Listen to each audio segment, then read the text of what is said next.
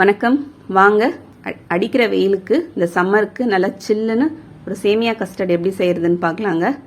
இதை மாதிரி சேமியா கஸ்டர்ட் நல்லா சில்லுன்னு செஞ்சு கொடுத்தோம்னா இதில் நிறைய ஃப்ரூட்ஸ்லாம் வேற சேர்த்துருக்கோம்.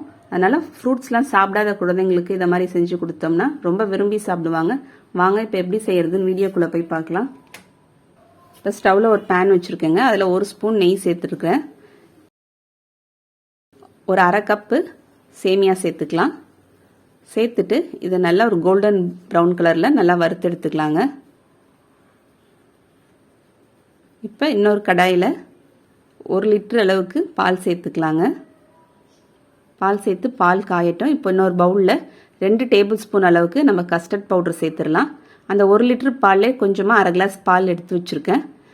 அந்த பாலை இதில் சேர்த்துக்கலாம். இது சில்லுன்னு தான் இருக்கணும். காய்ச்சாத பாலாக இருந்தால் ரொம்பவே நல்லதுங்க. பால் சூடாக இருக்கக்கூடாது. இப்போ ஒரு கலந்து விட்டுறலாங்க. இப்போ பால் பாருங்கள், ஒரு பொங்கி வருது. ஒரு கரண்டி போட்டு துழவி விட்டுறலாம்.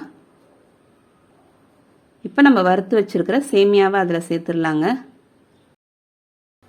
சேமியா சேர்த்துட்டு ஒரு கலந்து விட்டுருங்க. கொஞ்சம் நேரம் சேமியா நமக்கு வெந்து வரணும். சேமியா பார்த்தீங்கன்னா நமக்கு முழுசுமாக வேகக்கூடாது. ஒரு 3/4 பாகம் வெந்தோம்னா நமக்கு கரெக்டாக இருக்கும். ஒரு 70 to 80% வந்துச்சுன்னா கரெக்டாக இருக்குங்க.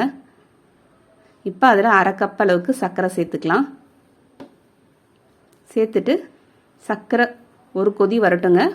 நல்லா கரைஞ்சிரும். இப்போ நம்ம கரைச்சி வச்சுருக்கிற கஸ்டர்ட் சேர்த்துடலாம். சேர்த்துட்டு இப்போ கரண்டி போட்டு கொஞ்சம் கலந்து விட்டுட்டே இருங்க. எல்லாம் கீழே கஸ்டர்ட் போய் நமக்கு அடி பிடிச்சிரும்.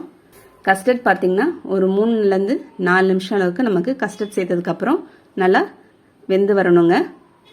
ஒரு க்ரீமி கன்சிஸ்டன்சி வந்தோடனே நம்ம ஸ்டவ் ஆஃப் பண்ணிடலாம். நம்ம அதை ஆற வச்சுருங்க. ஆற வச்சுட்டு நம்ம ஒரு பவுலில் சேர்த்துக்கலாம். சேர்த்துட்டு இதை ஃப்ரிட்ஜில் ஒரு 2 மணி நேரம் வச்சு எடுத்துக்கலாங்க. இப்போ நான் ஃப்ரிட்ஜில் 2 மணி நேரம் வச்சு எடுத்துகிட்டு வந்துட்டேன். இப்போ நம்ம எதில் சர்வ் பண்ண போகிறோமோ அந்த கிளாஸில் சப்ஜா விதை ஊற வச்சு ஏற்கனவே வச்சுருக்கேன். அந்த விதையை சேர்த்துடலாங்க. அதுக்கு மேலே மாதுளை முத்துக்கள் சேர்த்துக்கலாம். இப்போ நம்ம சேமியா கஸ்டர்ட் சேர்த்துடலாம். கொஞ்சமாக பிளாக் கிரேப்ஸ் சேர்த்துக்கிறேங்க. பிளாக் கிரீன் எதுனா சேர்த்துக்கலாம். இப்போ கொஞ்சமாக ஆப்பிள் துண்டுகள் சேர்த்துக்கலாங்க. கொஞ்சமாக மாதுளை முத்துக்கள்.